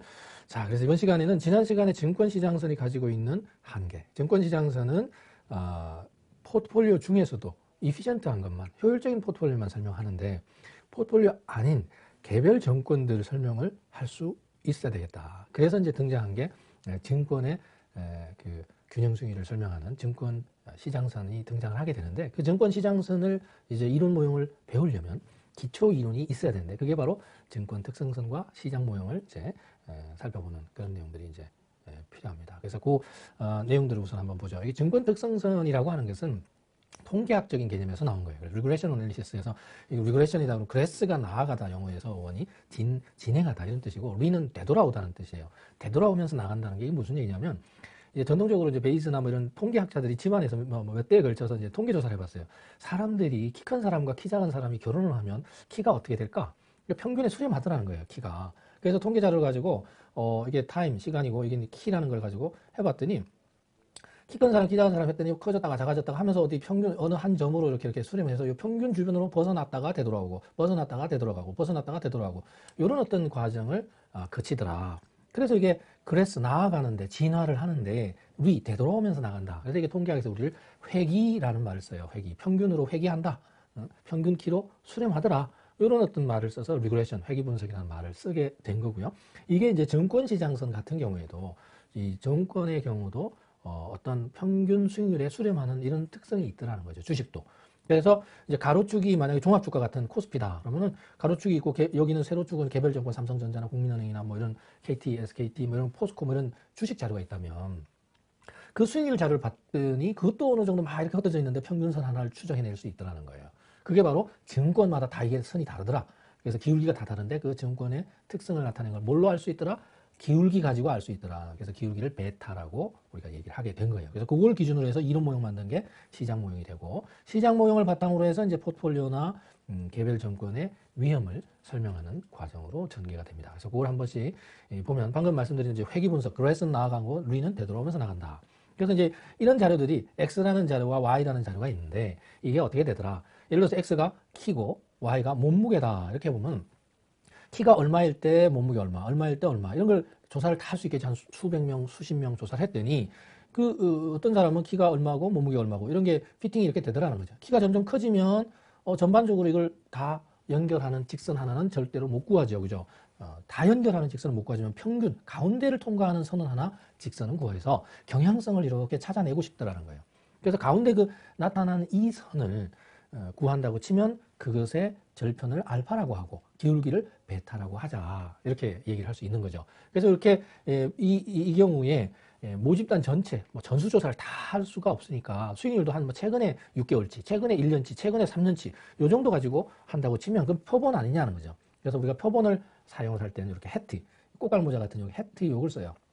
X hat, Y hat 이런 거는 그래서 통계에서 쓰는 하나의 노테이션, 기호에 해당이 됩니다. 그래서 꽃갈모자 쓰고 이렇게 멀리 바라보는 그런 의미로 이해하시면 될 것 같고요. 그래서 이제 이 직선의 방정식은 Y는 그죠? 추정치 표본이니까 추정치 알파 그죠? 절편에 해당되는 거. 그다음에 기울기 곱하기 x 이렇게 되잖아요. 우리가 앞에서 본 것처럼 지난 시간에도 가로축이 x고 세로축이 y다. 그리고 여기 a와 기울기 b가 있다면 절편 a y는 a 플러스 bx 이렇게 쓰잖아요. 절편 플러스 기울기 곱하기 x 이렇게 쓰니까 그대로 여기 나타난 거예요. 표본 회귀선 이렇게. 그죠? 여기도 모집단이다 그러면은 모집단의 경우는 여기에 알파나 베타가 사실은 여기 해트가 빠지고요. 이렇게 사용할 수 있다. 이렇게 이 해트를 빼면 돼요. 사실은 추정치의 경우는. 자, 그렇게 보시면 되고 그래서 해트라는 거는 모집단이 아니고 표본의 경우에 주로 쓴다. 이렇게 기억하시면 되겠고요. 그 다음에 이제 요거는 선인데 실제 데이터 요 점들은 거기다가 에라 여기 실제 직선과의 요만큼의 에라가 생겼죠. 에라. 입실론이라고 그래. 입실론. 그리스 문자에서 입실론 i만큼 에라를 더해주면 이게 플러스 값일 수도 있고 밑에 있으면 마이너스 값일 수도 있겠죠. 그러면 이게 실제로 점들을 다 설명할 수 있다. 이게 선이 아니라 이거는 표본 회귀 모형, 모집단 회귀 모형 이렇게 표현이 가능하다. 그래서 리그레션 모델이냐 아니면 리그레션 라인, 회귀 선이냐의 차이는 에라만큼 조정해 줬느냐 아니냐로 구분이 가능하다는 얘기죠. 자, 그래서 그게 바로 이제 회귀 분석이라는 어떤 우리가 통계적인 베이스, 기초 지식을 활용을 하면 뭐해도 X, Y 자리에 X 자리에는 종합주가 지수의 수익률, Rate of Return of Market Portfolio, 시장 포트폴리오, at the time T. 그래서 RMT 이렇게 많이 써요. 마크 위츠나 이런 사람들이 논문을 처음 쓸 때 이런 노테이션을 쓴단 말이죠. 그래서 M이라는 걸 T 시점에 수익률로 RMT를 표현을 하면 그래서 종합주가 지수 같은 게 하나의 대표적인 거잖아요. 다 포함하는 거는 뭐 이론적으로는 가능하지 현실에서는 모든 위험자산 다 반영하는 포트폴리오 불가능하니까 대체로 상장된 주식만이라도 그건 다 위험한 주식이니까 위험한 자산이니까 그 대표적으로 코스피 수익률 같은 거 코리아 컴포지트 스탁 프라이스 인덱스 그죠? 한국 종합주가 지수를 코스피라고 그러잖아요. 코스피. 그래서 그 수익률 종합주가 수익률하고 RJT Individual Security J 의 수익률입니다. Rate of Return of Individual Security J at time T, T 시점에 개별 증권의 수익률을 이렇게 나타내서 피팅을 해보면 종합주가 얼마일 때 얼마, 개별 종목은 얼마 이렇게 다양하게 많은 데이터들을 찍을 수 있어요. 그 중에 평균을 통과하는 선을 하나 추정해낼 수 있어요. 이게 mean squared LCM법 이런 걸 리스트 mean square를 하는 건데 최소 자성법 같은 걸 써요. 통계학에서. 그래서 미분해가지고 그렇게 구해내는데 그거는 뭐 엑셀이나 이런 데 쉽게 구할 수 있어요. 그래서 그거를 이 조금 전에 보셨던 증권 그 특성선을 구하기 위해서 회귀 모형이라는 회귀 분석이라는 기법을 어디에다가 변수의 자리에 증권의 주식의 수익률을 쓰자. 그럼 그거 증권 특성선이라고 할 수 있다. 증권의 특성은 뭘로? 이 기울기로 나타나더라는 거예요. Security Characteristic Line. 요거 증권 특성선이 되는데 이 기울기가 요게 1보다 클 수도 있고 1보다 작을 수도 있고 그렇게 나오는데 이 증권 특성선의 기울기 베타 그죠? 이 기울기는 회귀 분석을 통해서 나온 그 기울기는 각 증권마다 다 다르더라는 거죠. 그래서 다 다른데 요게 기울기가 1보다 클 수도 있고 1보다 작을 수도 있고 1일 수도 있다는 거예요. 그래서 여기 한번 보시면 자 1보다 크면 어떻게 돼요? 1보다 크면 가로축이 조금 변할 때 세로축은 많이 변하죠. 종합주가 1% 움직이는데 만약에 베타가 3이다 그러면은 그 종목은 수익률이 3%나 움직여요. 그러니까 이런 경우는 어떤 경우에 시장이 호황일 때 그 호황이 예상이 되고 앞으로 경기가 좋아질 것 같아. 그러면은 종합주가 1% 오를 때 얘는 이 종목은 두세 배 오르니까 3% 오르니까 이러한 자산은 공격적인 투자를 할 때 선택할 수 있다. 그래서 이걸 aggressive, 공격적인 자산이라고 하고 1보다 작은 경우는 어떤 경우겠어요? 베타가 가로축이 종합주가 1% 올라갈 때 세로축은 0.5%나 1%보다 적게 올라가는 거죠. 그러니까 반대로 이런 경우는 베타가 1보다 적은 경우는 올라갈 때는 시장보다 덜 올라가니까 이런 종목 선택 안 하겠죠. 언제? 시장이 다운될 때, 시장이 하락할 때는 시장이 1% 하락하는데 이 종목은 1%보다 덜 하락하지죠. 덜 빠지니까 그러한 종목은 방어적 목적으로 선택을 할 수 있다. 그래서 이걸 디펜시브 에셋이라고 해요. 근데 이게 베타가 1이면 시장이 1% 오르면 그 종목도 1% 오르니까 이걸 뉴트럴 에셋, 중립적인 자산이다. 이렇게 얘기를 합니다. 그래서 증권 특성선도에 해트가 붙은 이유는 수익률을 전부 다 구하는 게 아니라 표본 최근에 한 3개월치, 최근에 6개월치 이렇게 표본을 이용을 하는 경우가 대부분이기 때문에 이렇게 쓸 수 있죠. 그래서 증권 특성선에 조금 앞에 이제 다시 돌아가면 기울기가 1보다 크면 공격적인 자산, 1보다 작으면 방어적으로 주가가 하락할 것 같을 때, 시장 경기가 안 좋을 것 같을 때 이런 종목을 선택을 한다. 그래서 시장만큼만 벌겠다 그러면은 중립적인 베타가 1인 종목을 포트폴리오 쫙 구성을 해서 그 한 수십 개 또는 몇 개 이렇게 모아서 투자하기도 한다는 겁니다. 그래서 베타를 보면 기울기를 보면 뭐를 알 수 있다? 그 종목의 성향을, 특성을 알 수 있다. 그래서 이름이 증권 특성선이라는 거예요. 기울기를 보면 알 수 있다 해서 자 그렇게 보시면 되고 이거는 표본을 구해서 이렇게 샘플 이렇게 썼잖아요. 이거를 이론 모형으로 만든 게 마켓 모형, 시장 포트폴리오를 이용해서 만든 거다 해서 그를 우리는 마켓 모델이다, 시장 모형이다 라고 해요. 그래서 시장 모형은 뭐예요? 지금 조금 전에 봤던 거는 표본의 과거자를 이용한 거잖아요. 요거는 시장 모형의 이론 모형이니까 요 둘 다 뭐가 들어갔어요? 기대 수익률이 들어갔죠. 기대 수익률은 아직 안 해보고 미래의 수익률이 얼마가 된다면 뭐가? 종합주가가 얼마가 된다면 그 종목은 수익률이 얼마가 나올 거야 라고 예측하는 거잖아요. 그게 바로 모형이죠. 그죠? 이론 모형이죠. 그죠? 그래서 마켓 모델은 이렇게 expected rate of return of market portfolio, 요거는 expected rate of return of individual security J 이렇게 되는 겁니다. 그래서 이걸 이제 베타라는 것의 그 시장 모형의 기울기를 우리가 한번 생각해 볼 수 있는데 이 베타라는 것은 상식적으로 생각해 보면 이 그림에서 한번 생각해 볼 수 있어요. 그림에서 보면 자, 요 베타다. 그러면은 가로축이라는 건 뭐예요? 종합주가, 시장 포트폴리오의 변동성이죠. 시장 포트폴리오 M의 변동성, 요게 분산이란 말이에요. 그죠? 변동성. 그 다음에 요거는 세로축은 가로가 변할 때 세로가 얼마나 변하느냐를 보여주는 거니까 요거는 공분산이 되는 거죠. 시그마 JM. 이렇게 되는 거예요. 요 두 개의 비율이 가로가 얼마가 되고 세로가 얼마, 가로의 변화와 세로의 변화의 크기가 그 비율이 기울기잖아요. 그래서 이 기울기는 뒤에서 이제 식에서 한번 우리가 아주 중요한 거기 때문에 구하게 돼요. 이렇게 결과만 보고 우리가 그림을 통해서 설명드린 대로 똑같이 나오죠. 근데 이거를 수학적으로 재무관리에서는 이걸 너무나 논리적으로 이렇게 수학에 증명해도 이렇게 나오더라는 거예요. 근데 여러분들이 이걸 다 외울 필요가 있나요? 그냥 이렇게 우리는 대학에서 배우니까 공식만 딱 써놓고 이거 외워 그 다음에 적용해 이런 과정을 주로 하기는 어렵다는 거죠. 그래서 이런 논리를 통해서 도출해도 이게 나오고 그냥 쉽게 그림을 통해서 우리가 이해를 한다고 쳐도 가능하다. 그렇게 해석을 할 수가 있어요. 그래서 방금 그림을 통해서도 보셨죠. 그죠? 가로의 변화에 대한 세로의 변화의 비율, 그게 바로 뭐다? 기울기다. 가로 변화는 시장 포트폴리오 변동성은 그죠? 분산. 그 다음에 시장과 개별 종목의 공통 변동성은 공분산. 그러니까 결과적으로는 기울기는 뭐다? 분산분의 공분산이다. 가로축에 분산분의 공분산, 이게 뭐다? 기울기예요. 그래서 베타라는 것을 식만 생각해서 외우려고 하지 말고 그 가로 세로 축의 그림의 가로는 시장 포트폴리오의 수익률이고 세로는 개별 종목의 수익률이니까 그 두 개의 변동성의 비율이 바로 기울기다. 이렇게 기억을 하시면 이거 정도는 알아두셔야 되고, 역시 이것도 엑셀 같은데 함수에서 그냥 베타 구할 수도 있고 이렇게 공분산과 분산을 구해서 비율로 나타낼 수도 있어요. 자, 그러면 방금 이제 이렇게 제가 말씀드린 이 베타에 대해서 여기에서 그림에서 설명한 노출된, 그래서 베타 J라고 하는 것은 요거 한번 다 했으면 시그마 M의 제곱분의 시그마 JM이다. 요거잖아요. 요 식이 이제 베타라는 건 반복해서 계속 보시더라도 익숙하게 할 수 있을 거예요. 그래서 기울기 베타의 의미를 보면, 자, 한번 보시면 분모도 시그마 시장 포트폴리오 M의 제곱이니까 시장 포트폴리오, 시장의 변동성 이거고요.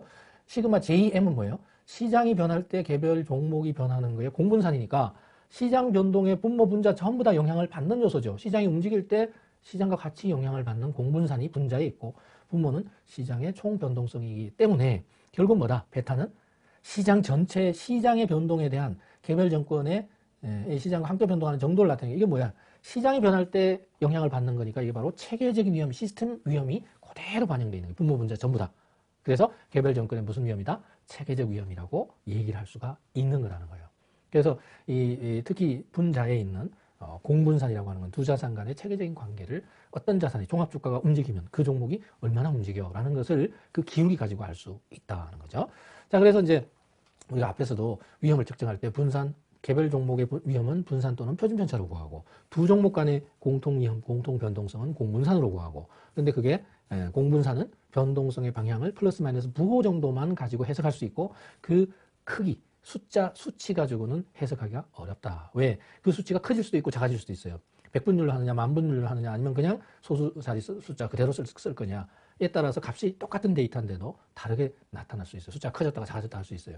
이거를 표준화시켜서 숫자가 마이너스 1과 플러스 1 사이에 플러스 1, 마이너스 1의 그 구간의 값을 가지도록 하는 게 상관계수였다 하는 거고요. 공분산을 표준화한 게 뭐다? 상관계수라고 해석하시면 되고, 그 상관계수는 그러니까 두 자산의 움직임의 방향성의 강도까지도 보는 거다. 1이면 강도가 아주 센 거고, 마이너스 1이면 정반대로 강하게 움직이는 거고, 그 다음에 그 강도의 기울기는 알 수 없다 그랬죠. 민감도, 센시티비티는 모르는데 그것을 아는 게 바로 베타다. 그래서 공분산, 상관계수, 베타는 쭉 연결돼서 위험을 측정하는 척도가 된다. 이렇게 얘기를 할 수 있어요. 그래서 한번 앞에서도 딱 지나가면서 한번 포트폴리오 이론 초기에 설명을 드렸고요. 시장 모형 하에서 이제 개별적으로 베타는 어떻게 구하느냐. 그래서 방금 시장 모형이라는 것 자체가 이게 이제 시장 모형이고, 이 시장 모형이 바로 이거잖아요. ERJ는 알파 플러스 베타 J에, 그죠? 알파 J, 베타 J 이렇게 쓸 수 있고, 여기다가 ERM 여기까지 하면은 요거는 시장 모형과 관련된 시장 모형 선이고, 요거는 선이고, 여기다가 뭐까지? 에라까지 각각의 점을 다 나타내는 에라까지 입실론 J까지 나타내면 요게 바로 시장 모형이 돼요. 그래서 시장 모형은, 그죠? 시장 모형은 이제 요렇게 여기에 들어가는 얘가 에라까지 입실론 J까지 요게 시장 모형이 되는 겁니다. 그래서 시장 모형에 대입을 하면 요게 ERJ 자리에 요거 들어간 거잖아. ERM은 여기 있고, 그죠? 그래서 ERJ에 여기 놓고 해서 이걸 쭉 계속 전개하는 거예요. 그러니까 전개하는 거죠. 이걸 전개하면은 결국은 이렇게 나오게 돼 있어요. 그래서 이제 뭐 여기다가 그 개별 여기에 E를 안으로 집어넣고 뭐 이렇게 하다 보면은 상수는 기대치 최대 상수잖아요. 그래서 요 상수는 그대로 하나는 플러스고 하나는 마이너스니까 없어지고, 그죠? 요 기대치 한 거, 요거에 대한 기대치, L라는 기대는 평균적으로 제로가 되죠. 그래서 이것도 제로로, goes to zero, 이렇게 제로로 가는 거고요. 이런 식으로 쭉 정리를 하면 요게 남아요, 요게. 예, 그래서 요걸 가지고 또, 여기다가, 개별, 기대치, 여기 베타와 베타를 묶어내고 L만 이렇게 남겨놓고 기대치를 또 안으로 집어넣으면, 요거와 요렇게 곱하면 요렇게 곱해지고 요렇게 곱해지는 거잖아요. 그래서 그거를 기대치를 다시 집어넣고 해서 하면 요거에 대한 기대치, 요거에 대한 기대치, 요거 L에 대한 기대치가 있으니까 요게 0이니까 뒤에 있는 거 0 곱하기 뭐 해봐도 그대로 0이에요. 그래서 이게 다 날아가고 요거 다 날아가는 거잖아요. 남는 건 요거밖에 안 남는다는 거죠. 그러면 요거는 뭐냐? 요거는 시그마 M의 정의예요, 정의. 그래서 이렇게 남는다. 쭉 노출 과정은 이렇고, 그냥 한번 눈으로 따라 해보시고, 그렇게 뭐 수학을 좀 했거나 이걸 뭐 대학원 가서 공부하겠다 그런 사람들 한 번 정도 해보고요. 그렇지 않은 경우는 논리적으로는 이게 두 가지 다 설명이 된다. 그림으로도 되고 이런 모형을 통계 개념에 적용해도 가능하다. 이렇게 확인할 수 있고요. 자, 그래서 베타, 시장 모형 하에서의 포트폴리오, 그러면 개별 정권의 베타는 그런데 포트폴리오 베타는 어떻게 구하느냐? A 정권의 베타, B 정권의 베타, 종목마다 베타 다 나오겠죠. 종합주가와 삼성전자, 종합주가와 KT, 종합주가와 셀트리온, 이렇게 그 개별 종목 하이닉스, LG전자, 이렇게 다 구해줄 수 있잖아요. 그런 거가 개별 종목의 베타가 되고, 그 베타의 투자 비중, 웨이티드 밸류, 가중치가 투자 비율이 얼마나 되느냐. 그래서 웨이티드 밸류를 많이 쓰니까 W라는 기호를 쓰는데, 그래서 다 더하면 그게 포트폴리오 전체 베타가 되는 거고, 베타는 좀 전에 보신 것처럼 분산분해 공분산이다. 이 정도 분산분해 공분산. 뭐의 포트폴리오, 시장 포트폴리오 분산분해, 시장 포트폴리오 개별 정권의 공분산. 그러니까 이게 시장과 관련 있는 것들의 변동성만 있기 때문에 그 변동성, 그 위험은 무슨 위험이다? 체계적 위험이다. 그래서 베타는 체계적 위험이다 하는 거 반복해서 기억하시면 좋겠고요. 시장 모형 하에서 개별 정권의 위험은 그래서 이렇게 구할 수 있다. 그래서 위험은 평균 편차의 제곱에 대한 기대치잖아요. 이게 정의죠. 그래서 그걸 쭉 또 시장 모형 딱 정리해서 쭉 전개하면은 이렇게 나와요. 그래서 요게 되고 여기다가 개별 정권 제2의 총 위험은 체계적 위험과 비체계적 위험으로 돼 있는데 제2 자리에 뭐를 넣으면 포트폴리오를 넣으면 P만 집어넣으면 돼요. 그래서 시장 포트폴리오 하에서의 개별 정권의 위험은 이렇게 구했는데 그러면 시장 포트폴리오의 시장 모형 하에서의 포트폴리오 위험은 어떻게 구하느냐? 여기다가 제2 대신에 P만 집어넣으면 똑같이 증명이 돼요. 그래서 이때 이 부분이 뭐냐? 보시면 베타 이거 바로 시장 체계적 위험이죠. 여기도 시장의 변동성이니까 이게 체계적 위험이잖아요. 이 전체는 무슨 위험? 포트폴리오의 시스테매틱 리스크, 시장 전체 위험. 그래서 마켓 와이드 리스크라고 하는 거고, 이건 에라텀에 대한 개별적으로 나타나는 위험들, 그게 바로 unsystematic risk, 포트폴리오의 비체계적인 위험이고 기업 고유한 위험이다. 개별 기업의 영업이 어떤 위험이 이게 식품업이야, 제지업이야, 출판업이야, 그 바이오야, 이렇게 그거에 따라서 리스크가 다 다르잖아요. firm specific risk 또는 이제 부채 비율도 다 다르고 이런 것들을 비체계적 위험, 기업 고유의 위험이다. 그 두 개 합치면 포트폴리오의 총 토탈 리스크가 되겠죠, 그죠? 포트폴리오 총 위험은 체계적 위험과 비체계적인 위험의 합으로 구성이 된다 하는 거죠. 자, 그게 이제 일반적인 위험에 대한 구성을 개별 기업의 위험 구조를 보고 한번 설명할 수 있는데, 개별 기업의 위험은 시장 전체가 경기가 다운돼 가지고 부담하게 될 위험, 그게 마켓 와이드 리스크고, 그게 바로 이자율 부담이 너무 크거나 물가가 너무 오르거나 이러면 기업마다 물가 어떤 기업은 물가가 영향이 물가 어떤 기업에게만은 5%고 어떤 기업이 20% 이런 게 아니죠. 시장 전체 물가잖아요, 그죠? 그래서 이러한 위험은 체계적 시스템 전체와 관련되는 위험이고, firm specific risk, 기업 고유의 위험은 어떤 영업 업종에 종사하느냐 관련되는 위험이 있고, 파이낸셜 리스크, 재무 위험은 부채 구조나 레버리지, 타인납을 얼마나 썼느냐에 따라서 달라진다. 그래서 우리를 고정 영업 비용과 고정 재무 비용에 따라서 나타나는 그 레버리지 위험의 정도를 측정하는 방법을 DOL과 DFL이라고 그래요. 오늘 나중에 다른 그 강론을 배울 때 경영 분석이나 투자론이나 이런 데서 언급될 수 있는 내용인데, 디그리 오브, 요건 정도, 디그리 오브 레버리지. 레버리지라고 하는 건 이제 부채, 고정 비용의 이게 손익의 확대 효과를 말하는 거죠. 레버리지. 이건 DF, 디그리 오브 파이낸셜 레버리지. 그런 뜻이에요. 디그리 오브, DOL, 디그리 오브 오퍼레이팅 레버리지. 여기 O, 오퍼레이팅의 O고요. F는 파이낸셜 레버리지. 요 차이예요. 디그리 오브 오퍼레이팅 레버리지 할게. 요게 DOL이고, DFL. 이렇게 어느 정도인가를 측정을 합니다. 그래서 이거는 이제 기업마다 다 다른 거니까 그거는 비체계적인 위험이다. 시스템과 관련 없이 개별적으로 나타나는 위험이야. 이렇게 구분을 하죠. 자, 그래서 이제 기업 고유한 위험과 시장 전체 위험이 어떻게 구분이 되는가를 우리가 알 수가 있고요. 자, 그래서 이제 분산 투자를 잘하면 아무리 분산 투자를 해도 그 국가 전체가 부담하는 위험은 줄일 수 없잖아요. 그래서 완전 분산 투자된 경우에는 골고루 있는 시장 위험 자산 전부 다 골고루 조금씩 다 갖고 있다. 그러면 그건 그 완전 분산 투자의 경우에 가깝게 갈 수가 있겠죠. 그럴 때는 어떤 종목이 부채 어떤 업종에 따라서 종목 간의 위험을 오프셋을 시킬 수 있는 위험들은 기업 고유한 위험들이에요. 근데 그걸 분산 투자를 많이 한다고 해서 시장 전체가 다운할 위험은 줄일 수가 없다. 아무리 시장에 있는 종목을 다 샀는데 IMF 때처럼 리만 사태 때처럼 코로나 때처럼 다 떨어지면 그 분산 투자한다고 줄일 수 없잖아요. 그게 바로 시장 전체 위험이고 체계적 위험이고 시스템 위험이다. 그래서 뭘 줄일 수 있느냐? 바로 이게 개별 우연히 발생하는 개별 기업 고유의 위험들은 여기 잔창 에라텀에서 생기는 건데, variance of epsilon portfolio, 그죠? 에라항의 경우는 이렇게 뜯어질 수 있다. 요거는 투자 비중에다가 공분산인데 요게 자기 자신 1자산과 1, 2자산과 2, 3자산 우리가 분산 공분산 매트릭스에서 이게 자산 1과 n개 있고 1과 n개 있으면 요 대각선으로는 그죠?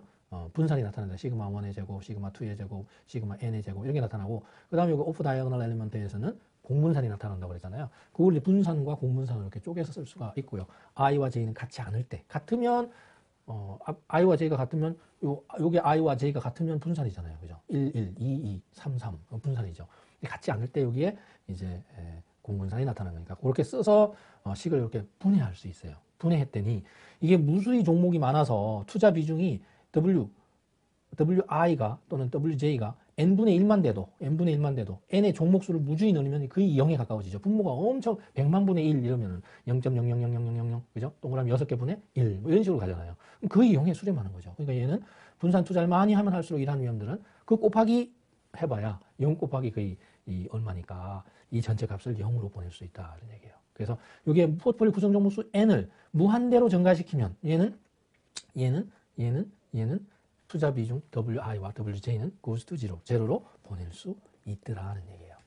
그죠? 잔차의 분산을 이렇게 되면은 이렇게 나타내면 이게 0이 될 수 있다는 거죠. 그래서 얘는 결국에는 0으로 보낼 수 있다. 뭐 포트폴리오 구성 종목 수를 늘린다는 얘기는 분산 투자를 무한대로 할 수 있는 대로 분산 투자를 다 해서 완전 분산 투자를 한다면 뭐는 비체계적 위험을 줄이고 뭐만 체계적 위험만 남게 할 수 있더라는 얘기예요.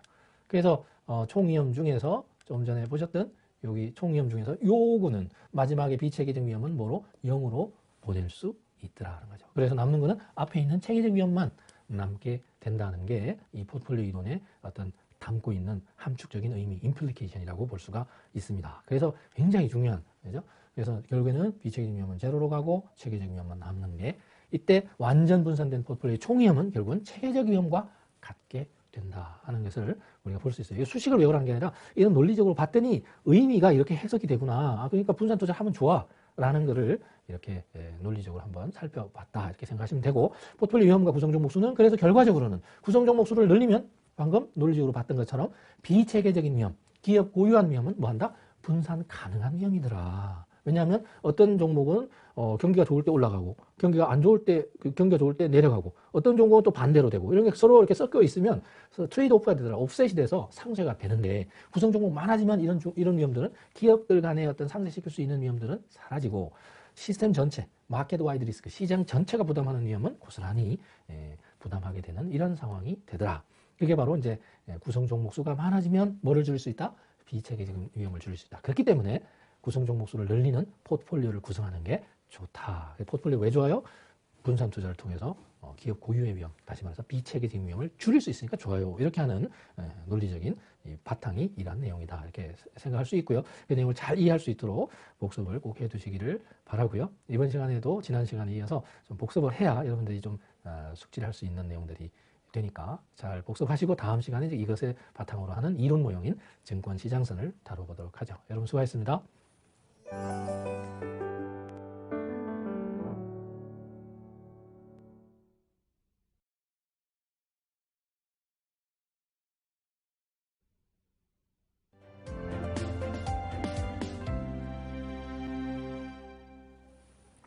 네, 여러분 안녕하십니까. 이번 시간에는 이제 지난 시간에 우리가 배웠던 증권 특성선과 관련해서 증권 특성선의 어떤 통계적인 어떤 회귀 분석의 내용을 중심으로 해서 이제 베타라는 걸 배웠고 또 그러한 베타를 통해 증권 특성선을 통해서 이론 모형인 시장 모형이라는 게 어떻게 도출이 되는가를 살펴봤죠. 그걸 바탕으로 해서 이제 이번 시간에는 증권 시장선에 대해서 살펴보도록 하겠습니다. 이 증권 시장선이 이제 증권 특성선과 그게 이제 이론 모형화된 시장 모형을 도입해서 이제 설명할 수 있는 모형인데 한번 구체적으로 보시면 이 증권 특성선이라고 하는 것은 개별 정권에 대해서 보고자 하는 거예요. 그래서 우리가 앞에서는 마크위치도 포트폴리오 구성한다 그랬고 증권 자본시장선도 포트폴리오에 대한 얘기였잖아요. 근데 이제 지난 시간에 본 것처럼 증권 개별 정권 하나씩 놓고 종합주가하고 A라는 정권, 종합주가라는 것과 B라는 정권, 종합주가와 C라는 정권 이런 식으로 개별 정권의 특성을 기울기라는 베타를 가지고 따져볼 수 있다. 그 베타를 봤더니 체계적 위험, 시장의 움직임과 그 종목이 어떻게 체계적인 관계가 있느냐 하는 것을 보고 베타가 1이냐, 뭐 1보다 크냐 작으냐 이런 것들에 따라서 공격적이다, 방어적이다, 중립적이다 이런 걸 봤죠. 자, 그 내용에 이제 근거해서 이제 현실에서는 이런 포트폴리오가 아닐 수도 있고 또 효율적이지 않은 개별 정권에 대해서 살펴볼 수 있는데 그럴 때 균형 가격 원리를 한번 설명해 보자. 현실적으로 효율적이지 못한 그러니까 뭐 효율적인 투자를 한다는 거는 분산 투자를 쫙 한다는 건데 그렇게 많은 분산 투자 안 하고 그냥 한 종목만 사는 사람도 주변에 많아요. 두세 종목 사는 사람도 또 많아요. 그러니까 결국에는 뭐냐 있는 종목 골고루 효율적으로 퍼펙트 이피션티 포트폴리오 완전히 분산 투자를 할 수 있느냐 어렵다는 거예요. 기껏 해봐야 많아봐야 뭐 몇 종목, 10종목. 보통은 또 잘 모르면 개인이 너무 많은 종목 하는 것도 그게 또 효율성을 저해할 수도 있어요. 실질적으로 운영면에서는. 그러니까 이제 개별 정권의 균형 수익을 알아내면 역으로 포트폴리오 균형 수익을 구할 수 있어요. 역으로 안에 순차적으로. 근데 반대로 포트폴리오 수익을 안다고 해서 그 안에 있는 개별 종목의 수익은 못 구하는 거거든요. 그러니까 이게 또 어떤 일반화된 모형으로 접근할 수 있다. 그게 바로 이제 우리가 봤던 자본시장선이 가지고 있는 효율적인 포트폴리오에 대한 설명만 하는 것을 효율적인 포트폴리오에 대한 설명만 한다. 그러니까 이거는 자본시장선은 비효율적이거나 또는 포트폴리오가 아닌 경우는 설명하지 못한다. 그래서 그것을 좀 해결해보자. 그래서 나온 게 이제 그럼 개별 정권 하나하나만 자본 전체 가지고 설명하는 게 아니라 개별 정권의 균형 가격은 어떻게 결정이 되느냐. 포트폴리오가 아닌 개별 정권, 개별 자산의 수익률은 어떻게 설명할 수 있을까? 그것을 한번 보겠다는 거예요. 그래서 그게 이제 개별 정권이 자본을 구성하는 자산이죠. 그래서 영어로 자산은 자산인데 자본을 구성하는 자산이다. 그래서 캐피탈 에셋이라고 하고 자본 자산. 그것의 가격 결정이 어떻게 이루어지느냐 하는 모델을 만든 거다. 그래서 캐피탈 에셋 프라이싱 모델, CAPM이라고 해서 줄여서 많이 씁니다. CAPM. CAPM은 엄청나게 많은 분야에서 CAPM이라는 걸 많이 써요. 그리고 이 개별 증권에 대한 거니까 증권이 시장에서 어떻게 가격이 결정이 되는 거야. 그래서 앞에서 봤던 자본시장선에 대응하는 개념으로 캐피탈이 아니고 증권이야. 그래서 Security Market Line, 그래서 SML 이렇게도 쓴다는 거예요. 그래서 이게 같은 말이라고 생각하셔도 됩니다. 근데 SML은 증권에만 쓰이지만 이 CAPM은 가격이 변하는 모든 SML은 증권이라는 말에 국한을 했지만 의미는 다 같이 담고 있는 거죠. 위험이 있는 자산의 가격은 어떻게 구할 수 있느냐. 균형하에서. 그게 이제 CAPM이라는 모형을 의미하는 가지고 설명할 수 있는데 이 CAPM은 부동산에도 쓸 수 있고 주식 아닌 증권 아닌 모든 실물 자산에도 이 가격이 변하는 것은 이걸로 설명이 다 가능하다. 그 가격들이 어떻게 변해 왔느냐를 베타를 구하면 되잖아요. 그죠? 부동산 가격이 부동산 전체 시장의 지수 변할 때 개별 부동산은 어떻게 변했어? 그래가지고 회귀 분석해가지고 베타 구할 수 있거든요. 그래서 그거 가지고 여기 집어넣으면 추정할 수 균형 수익률이 이 정도의 수익률이 나와야 돼라는 설명이 가능하다는 거고 이 정권 시장선의 가정도 역시 우리가 앞에서 봤던 마크위츠 이피션 프론티어, 마크위츠 효율적 시장 이론이나 또는 자본시장선 CM을 다룰 때 했던 가정에서 조금만 달라진다는 거예요. 그래서 1번 투자자의 주식수익의 분포는 고려하는데 그게 어떤 미래 수익률이나 미래 위험을 측정할 때는 기대 수익률과 표준편차로 한다. 그리고 최소 분산 지배 원리를 적용하고 이왕이면 기대 수익률이 낮은 위험이 같다면 이왕이면 기대 수익이 높은 위험이 같다면 동일한 위험 하에서는 기대 수익이 높은 자산이 낮은 자산을 지배하고 위험이 다르다면 그러니까 기대 수익률이 같으면 위험이 낮은 게 높은 걸 지배하고 위험이 같으면 기대 수익이 높은 게 낮은 걸 지배하는 그게 바로 최소 분산 지배 원리다. 평균 분산 원리 앞에서도 이거나 이거 강조했었죠. 두 번이나. 그래서 투자자 효용함수가 이차형이거나 자산 수익률의 분포가 정규 분포이면 개별 투자자들의 기대 효용, 무차별 곡선으로 표현하는 그 기대 효용은 만족도는 평균과 분산으로 표현할 수 있다. 트랜스포메이션 할 수 있다. 나타낼 수 있다는 거예요. 그게 바로 요거의 의미였어요. 지금 세 번째 나오는 거예요. 마크위츠 이론 할 때, 자본시장선 할 때, 이제 증권시장선 할 때까지 이 가정들이 같은 거다. 그래서 여기 쭉 유보가 쭉 같아요. 무위험자산도 다 고려하고 동질적인 미래 기대를 가진다는 것도 가정하고 퍼펙트 캐피탈 마켓 완전 자본시장도 가정하고 시장은 그죠 수요 공급이 일치하는 균형 시장이다. 다만 이런 게 들어가요. 이제 Return Generating Function 자산 수익의 생성함수는 자산 수익은 어떤 형태로 설명하고 그거 만들어져라는 것을 이제 시장 모형이라는 게 여기에 마켓 모델이라는 게 들어간다는 거예요. 시장 모델. 시장 모델이 뭐라고요? 개별 정권의 기대 수익률은 알파 J에 베타 J에 RM 플러스 입실론 J 요거였잖아요. 그죠?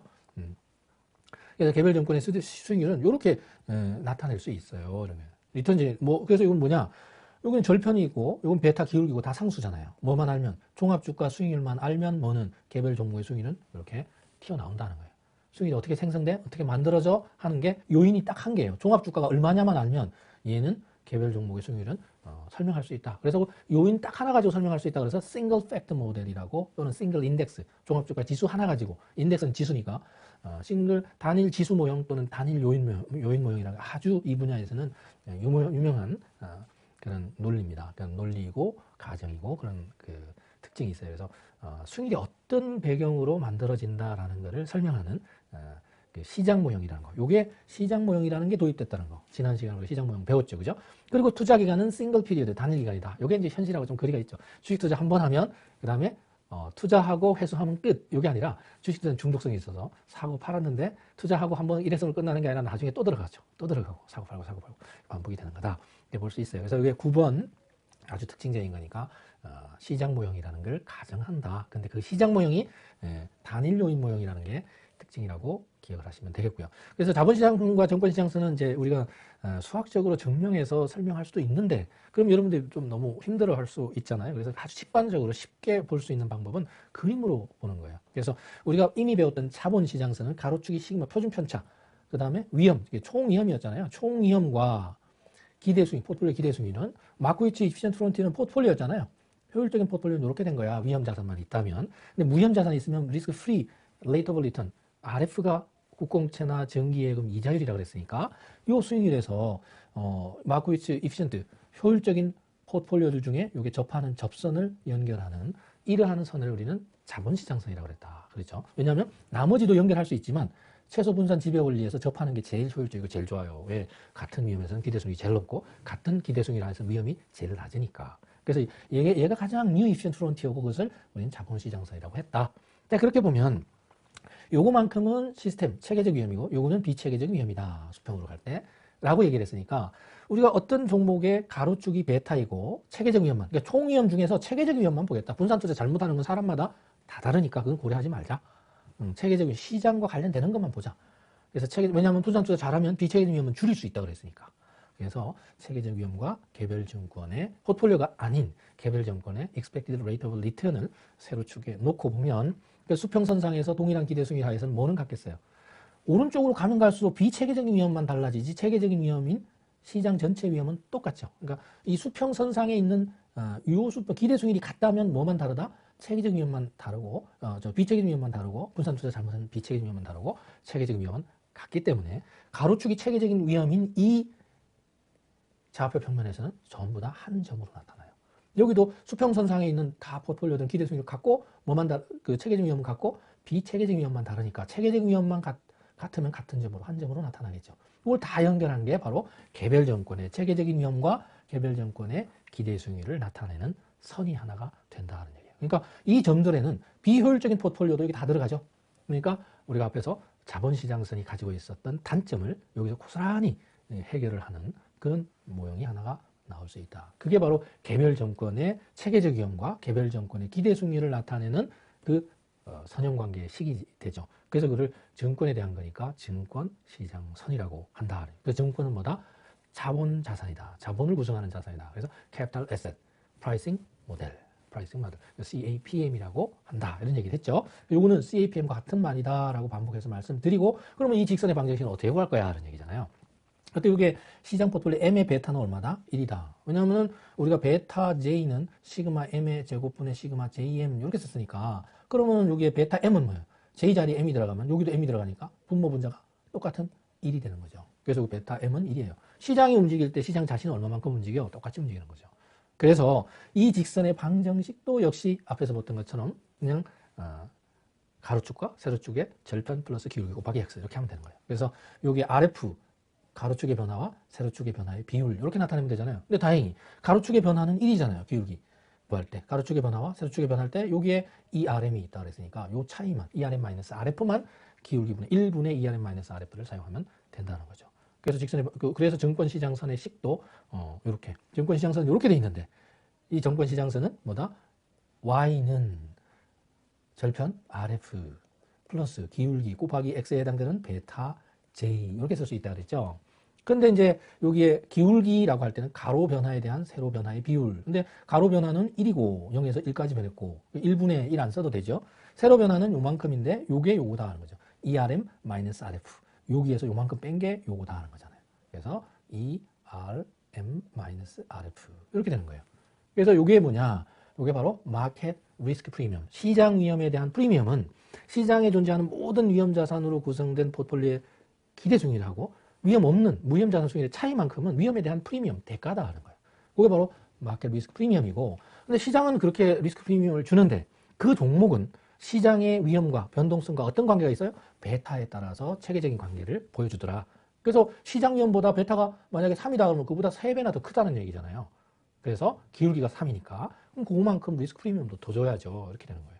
그래서 위험 있는 자산의 수익률은 무위험 자산 수익률에다가 개별 자산의 에셋 리스크 프리미엄을 더하면 된다. 이게 굉장히 이게 수학적으로 사실은 우리는 그림으로 봤지만 증명해서 나오는 거예요.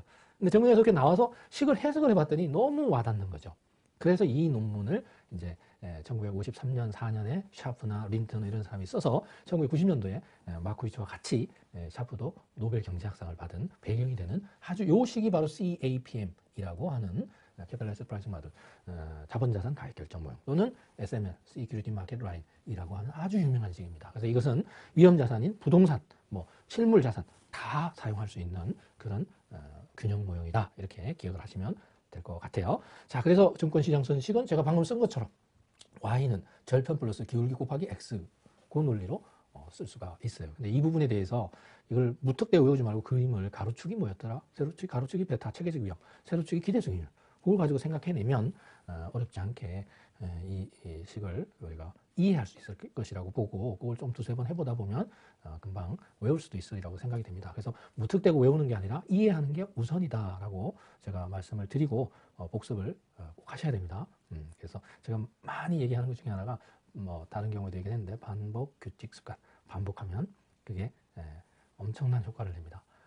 그래서 이게 사실은 반복하는 것만큼 효과가 좋은 게 없어요. 우리가 연속이라는 건 사실은 없거든요. 연속이라는 게 생각을 계속 한다는 것도 했던 거를 계속 그 찰나찰나에 반복하는 거예요. 그러니까 반복해서 어떤 뭔가 계산을 반복하는 사람은 계산을 잘하게 되고, 김연아 선수가 스케이트를 그렇게 잘 타는 것도 무수히 많은 반복을 통한 거고, 야구 선수가 공 잘 치는 것도 그렇고, 농구 선수가 공장을 넣는 것도 엄청난 반복을 하는 거잖아요. 공부도 그냥 꾸준히 하는 거 반복해서 하면서 그게 일상화되면 그렇게 어렵지 않습니다. 수월해지는 거죠. 그게 규칙적으로 하면 그거는 완벽해지는 거예요. 그러니까 이 반복은 천재를 만들고, 제가 늘 하는 얘기예요. 반복은 천재를 만들고 그게 규칙적이 되면 완벽함을 만들 수 있어요. 시기가 규칙적으로 착착착 하는 거잖아요. 뭐든지 규칙적으로 하면 완벽하게 되고, 그게 습관이 되면 인생이 바뀌는 거죠. 자, 그래서 공부도 좀 처음에는 어려웠다가도 좀 하다 보면 용어조차도 익숙해지고 조금 어느 정도 여러분들한테 친숙해질 수 있으리라고 기대가 되고요. 자, 그래서 개별 정권의 가치 평가는 이렇게 하는 거다. 그래서 이제 CML, 요게 CAPM이라고, SML, CAPM이라고 그랬죠. 이때 주의해야 될 게 있어요. 여기 체계적 위험이 있고 기대 수익률이 있는데, 베타와 ERJ가 있는데, 이게 균형식인데 얘보다 위에 있으면, 얘보다 아래에 있으면 위에 있으면 과대된 거 아니야? 이렇게 생각할 수 있는데 그게 아니라, 여기 수익률, 세로축이 수익률이니까 수익률과 가격은 해석을 반대로 합니다. 가격이 낮으면 똑같은 100원이라고 해도 가격이 낮으면 수익률은 높게 나오죠. 똑같은 100원의 이익이 나온다 그래도 가격이 높으면 수익률은 낮게 나와요. 그래서 가격과 수익률은 반대로 움직여요. 그래서 일반적으로 수익률이 높다는 얘기는 가격이 낮다는 얘기예요. 그러니까 이런 자산은 어떻게 돼요? 균형보다 가격이 과소평가돼서 수익률이 높게 돼 있는 경우는, 그런 경우는 어떻게 해요? 가격이 싸니까 자꾸 팔고 하면 가격이 어떻게 돼 있어요? 떨어지겠죠. 과소평가, 가격이 싸니까 이제 싼 자산은, 균형보다 싼 것은 살려고 하겠죠. 그래서 자꾸 사면 가격이 올라가고 수익률은 떨어진다는 얘기예요. 반대로 과대평가되어 있는 거는 똑같은 금인데 우리나라에서는 환율 환산해도 예를 들어서 20만 원인데 미국 가면은 25만 원이다. 그럼 우리나라는 서로 수요, 과소평가되어 있으니까 수요가 막 생기고, 그러면 가격이 올라가서 수익률은 떨어지고, 미국은 비싸니까 서로 과대평가되어 있으면 서로 팔려고 하면 가격은, 그죠? 떨어져서 수익률은 올라가게 되는 이런 과정을 거치게 됩니다. 이걸 다른 각도에서도 얘기를 할 수 있어요. 일반적으로. 예를 들어서 이런 거 있잖아요. 채권 같은 경우에 이자를 10% 주는 채권이 있었는데 갑자기 IMF 때처럼 20%를 준다. 그러면 같은 채권에 대해서 만기도 같고 같은 회사에서 발행하는 건데, 지금 원래 발행될 때는, 몇 년 전에 발행될 때는 10% 이자였는데 시중금리가 20% 뛰었어. 그럼 이 채권은 시중금리가 오르니까 가격은 어떻게 되겠어요? 내리죠. 왜냐하면 시중에서 같은 조건의 채권이 같은 회사에서 발행하는 건데도 금리가 20%인데 여기는 옛날 거는 10%밖에 안 한다? 그럼 이 채권은 별 볼 일 없어지는 거예요. 가격이 떨어져요. 시중금리가 올라가면 가격은 떨어지고 또 시중금리가 만약에 5%도 안 한다? 그럼 이 채권은 갑자기 빛나는 거죠. 옛날에 10%씩 줬네? 근데 지금 5%밖에 안 주는데? 그럼 이 채권은 인기가 있어서 가격이 올라가요. 그래서 수익률과 가격은 반대로 움직입니다. 그래서 위에 있는데도 과소평가된 가격은 낮은 자산, 수익률은 높고 그래서 가격이 낮은 자산 자꾸 사고 하면 가격이 올라가서 수익률은 떨어진다. 잘 기억하셔야 돼요. 그래서 우리는 과대평가된 자산은 수익률이 지나치게 가격이 비싸니까 팔아서 가격이 떨어지면 수익률은 올라간다. 그래서 균형으로 수렴하는 거예요. 왜냐하면 이렇게 해서 차익거래 균형 수익률로 접근을 하는 거예요. 차익거래라는 건 우리가 앞에서 또 지나가면서 얘기를 한 건 있지만 어떤 그 투자의 형태는 세 가지 형태로 구분할 수 있어요. 하나는 뭐 일종의 거래 형태는 투기거래, 그다음에 차익거래, 해지거래. 투기거래는 위험을 찾아서 가는 위험 있는 데를 쫓아가서 높은 이익을 추구하는 거고, 그 다음에 해지거래는 위험을 방어하는 거래죠. 있는 위험을 제거하거나 앞으로 부담하게 될 위험을 회피하는 그런 두 가지를 방어하는 그런 위험들, 그런 거래를 해지거래라고 그래요. 그리고 이제 세 번째 차익 아비트리지 트레이딩이라고 하는 거는 위험 부담도 안 하고 추가적인 비용도 부담 안 한 상태에서 돈을 벌 수 있으면 이루어지는 발생하게 돼요, 일반적으로. 그래서 보면은 균형이 벗어나면 가능하다는 거죠. 똑같은 삼성전자 주식을 지금 5만 원 하는데 10만 원 하는데 새로 발행할 때는 뭐 7만 원에 발행한다. 신주 발행할 때. 그러면 어떻게 돼요? 기존에 있던 삼성전자 주주가 10만 원짜리 시장에 팔아서 7만 원짜리 다시 사면 수수료 제하고도 몇만 원이 남는다면 그게 공짜로 돈 버는 거죠. 추가적인 위험 부담도 안 했죠. 왜? 같은 삼성전자 주식이니까. 그리고 추가적인 비용도 부담 안 했어요. 있던 거 팔아가지고 다시 샀으니까. 그런데도 2, 3만 원 남았다? 그런 게 차익거래예요. 그래서 미국에서 뭐 일본하고 호주하고 뉴질랜드가 금리가 다르다. 그럼 일본 돈 빌려서 환율 다 감안해도 호주에다가 이자 높은 호주에다가 투자를 하면 차익거래 생길 수 있어요. 추가적인 비용이나 추가적인 위험 부담 없이 이익을 낸다면. 그런 거를 이런 균형을 벗어났을 때는 추구할 수 있어요. 그래서 차익거래 논리를 여기를 보고 한번 해석할 수 있으면 좋겠다는 말씀을 드리고 마지막으로 이제 이러한 증권시장서는 가지고 있는 한계가 뭐냐. 앞에서 얘기했던 평균분산 원리라고 하는 건 자산 수익률 분포가 정규분포다. 그게 아니라는 거죠. 현실에서는. 그 다음에 사람들이 효용하면서 2차형으로 이렇게 간단하다. 그것도 아니라는 거죠. 그래서 현실과는 상당히 괴리가 있는, 거리가 먼 가정을 담고 있다는 게 한계다. 그래서 그런 내용을 쭉 설명하고 있는데 실제로 제 원래 이 논문이 이런 쪽이 많아요. 그래서 정규 석사 논문도 그렇고 박사 논문도 쪽이 이었었는데 원래 수익률 분포는 이 브라운 운동이나 또는 뭐 이렇게 우리가 스타캐스틱하게 통계적으로 확률적으로 이렇게 분포를 설명을 해요. 그래서 노멀 이 컨티뉴어스하고 디스크리트 분포의 합으로 해서 믹스처 오브 노멀 이런 게 일반적이다는 거예요. 수익이 이렇게 움직이다 점프하고 이렇게 움직이다 점프하고 이런 식으로 움직인다는 거예요. 이거를 이제 분포함수에다가 집어넣어 가지고 하기 때문에 일반적으로 또 의미상으로도 정규 분포 마이너스 무한대는 정규 분포는 마이너스 무한대부터 플러스 무한대인데 마이너스 무한대는 현실에서 불가능하다. 왜? 마이너스 무한대라고 하는 것은 주식 투자를 해서 손해날 수 있는 범위는 마이너스 100%밖에 안 되거든요. 원금 다 날리는 경우 외에는 더 이상의 손실은 없어요, 주식은. 왜냐하면 유한책임제도이기 때문에. 근데 이 정규분포를 가정한다는 것은 마이너스 무한대 수익률이 나올 수 있다는 거기 때문에 안 맞는다는 얘기예요. 그래서 잘못된 거고. 또 하나는 이게 수학적으로 이렇게 증명을 해봐도 2차형은 아니더라. 그래서 여기 2차형 효용함수를 가정을 하면 이게 이제 최고 차익 계수가 마이너스면 뭐 효용함수를 이렇게 표현할 수 있잖아요. 2차형일 때 최고 차익 계수가 플러스면 이렇게 되지만 마이너스는 이렇게 되는 거니까 이 효용이 극대화되는 이런 점을 한번 미분을 해보면 그죠? Absolute Risk Aversion이라고 해서 ARA가 되는 over wealth 이렇게 되는 건데 이렇게 미분해보면 이렇게 나오거든요. 이 얘기는 부가 증가하면 W wealth가 증가하면 분모 값이 빼주는 게 증가하니까 작아지고 전체 값은 커진다. 그러니까 risk aversion 돈이 많아지니까 부자들이 위험을 더 싫어해, 더 막 꺼려해 뭐 이런 거잖아요. 그러니까 부자가 될수록 위험을 더욱 싫어한다는 이게 돈이 이 세상에 있는 돈의 한 90%를 다 갖고 있다. 그럼 웬만한 위험 다 감수할 수도 있겠죠. 그래서 그런 게 논리적으로 맞지 않다라는 것을 보여주는 내용입니다. 그래서 그런 면에서 보면 이러한 또 하나는 이제 시장 포트폴리오라는 게 현실에서 시장에 존재하는 모든 위험 자산으로 구성된 건데 그런 포트폴리오를 구할 수 있는 사람 누가 있냐? 모든 위험 자산은 주식 다 포함하고 가격 변하는 거 전부 다 이 컵의 가격도 변하고 저 노트북도 변하고 안경도 가격도 변하면 그런 가격이 변하는 모든 자산은 리스키 어셋이에요. 그거 전부 다 포함한 포트폴리오 못 구합니다. 이론이나 가능하죠. 그래서 현실에서는 불가능하다, 현실적으로. 그래서 이런 걸 가정하는 모형이 시장 포트폴리오에 수익률이 있어야 되잖아요. ERM, -RF by 베타 J 플러스 RF 이렇게 된 게 ERJ니까. 그래서 그런 면에서는 현실성이 좀 떨어진다. 그게 단점이다. 근데 뭐 이거는 이론 모형은 대부분 다 그렇죠. 뭐 그런 단점 없는 게 없잖아요. 그리고 다기간, 단일 기간이라고 싱글 피리어드 모델이라는데 실제로 주식 투자하면 한 번 딱 주식 사고 팔고 끝. 그 다음에 주식 투자 안 해. 이런 사람은 거의 없죠. 그래서 멀티플 피리어드, 멀티 피리어드 모형으로 이제 모턴이나 이런 사람들이 이제 70년대 가면은 다시 이제 개량을 해서 나온 모형이 있어요. 그래서 그런 면에서는 요때까지는 한계가 있다. CAPM 자체로는 한계가 있다. 그래서 스테이트 상태 변수를 도입해서 해결은 할 수가 있습니다. 그런 한계가 있다는 거고요. 그래서 이러한 우리가 이번 주차에서 배웠던 1차시, 2차시, 3차시 강의들은 포트폴리오 이론의 어떤 내용적인 면을 수리적인 거로 접근한 걸 우리가 좀 쉽게 하려고 어떤 그래프를 통해서 설명하기도 하고, 그렇지만 통계적인 거나 수리적인 게 전혀 없이 설명할 수는 없어서 어쩔 수 없이 그런 부분들이 담기게 됐는데, 여러분들이 또 알아야 되는 내용이라 뭐 무시할 수는, 그냥 넘어갈 수 없는 내용들을 집약해서 담았기 때문에 반드시 복습을 꼭 하셔서 내용을 숙지할 수 있도록 해주시기를 당부를 드리고, 다음 시간에 또 뵙도록 하겠습니다. 여러분 수고하셨습니다.